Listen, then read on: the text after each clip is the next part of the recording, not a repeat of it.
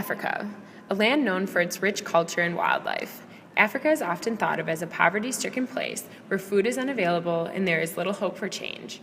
After traveling to the amazing country of Uganda, we learned that this is not the case. Malnutrition is a major problem in Africa, but not for the reasons you might think.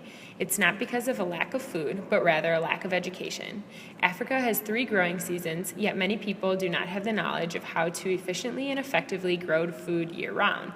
Additionally, malnutrition is not always observable and is often deemed the silent killer. You cannot always physically see the deficiency of vitamins and minerals, but they are essential for survival. As a result of malnutrition, many people are stunted mentally and physically. They are more susceptible to disease and illness, often leading to premature death.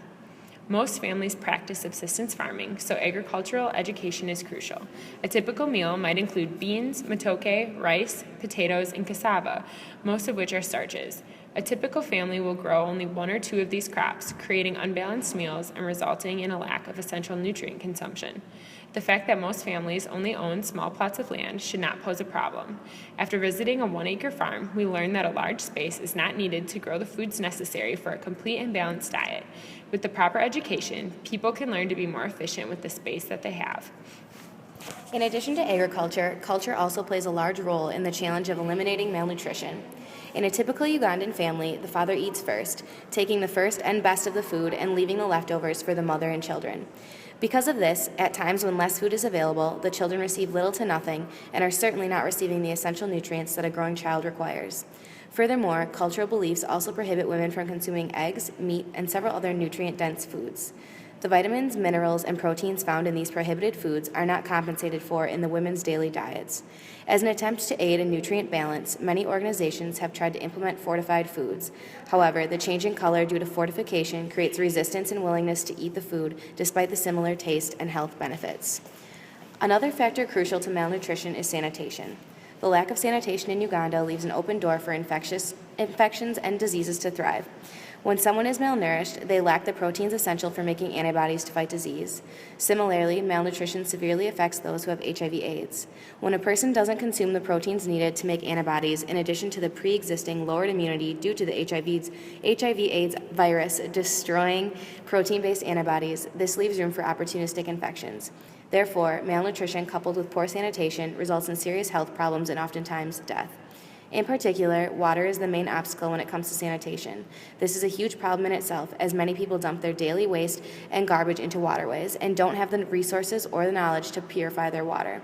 As a result, they consume contaminated water, which contributes to disease, infection, and overall poor health. Once again, with the proper education implemented, all of these problems could be greatly reduced. Implementing nutrition education with regard to cultural barriers could reduce these problems profoundly. While in Uganda, we had the chance to visit the 1-acre farm of Dr. Emma. She integrated every aspect of the farm. Each crop of the farm thrived because of the integration of each and every part of every crop and every animal, leaving nothing to waste. Additionally, the issue of limited space to grow crops is being resolved with sack gardens.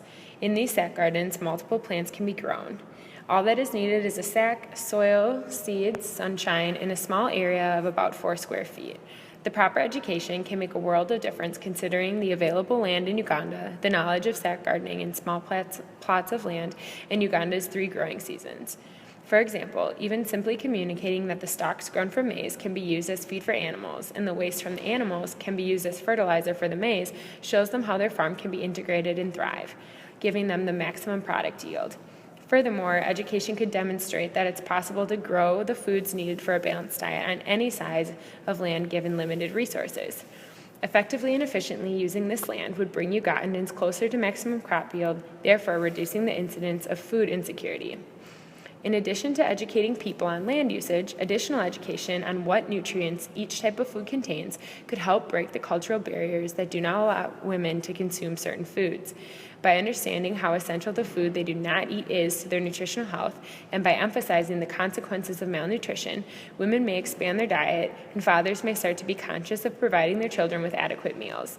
We feel in regard to culture and education, the best approach would be to explain and teach community members how to grow and cook a well-balanced meal, in addition to addressing the benefits and consequences avoided by doing so. Furthermore, providing instruction on ways to purify water, dispose of waste, and prevent the spread of pathogens, as well as introduce introducing toilets and water purification systems would hopefully improve sanitation. Implementation of the knowledge of the vast improvements made by simply washing hands or boiling water before using it would give significant results. We hope through education, eating properly will become more important than color or type of food, and sanitation would improve. Lack of education is the root of many causes of malnutrition. This lack of education has snowballed into too big a health problem to ignore. Therefore, intervention through respectful education is necessary. Currently, many efforts are in place to provide education. Nutritionists from local clinics have developed a set of cards and flyers for mothers containing information on what to feed children at different developing stages. Additionally, sample gardens have been created for community members to visit and learn how to organize a garden with crops that contain all essential nutrients. It is clear that better funding and resources for education would make a huge difference. Are you doing your part?